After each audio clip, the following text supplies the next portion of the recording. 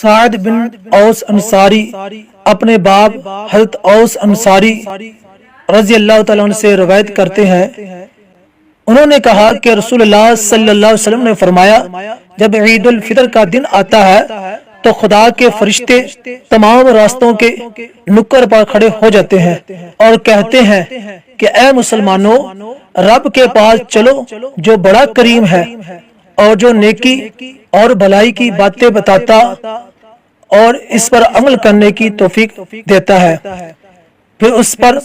بہت زیادہ انعام دیتا ہے۔ تمہیں اس کی طرف سے تراویح پڑھنے کا حکم دیا گیا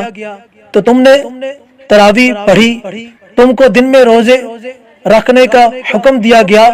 تو تم نے روزے رکھے اور اپنے رب کی اطاعت گزاری کی، تو اب چلو اپنا انعام لے لو۔ اور جب لوگ عید کی نماز پڑھ چکتے ہیں تو خدا کا ایک فرشتہ اعلان کرتا ہے کہ اے لوگو، تمہارے رب نے تمہاری بخشش فرما دی، پس تم اپنے گھروں کو کامیاب و کامران لوٹو۔ یہ عید کا دن انعام کا دن ہے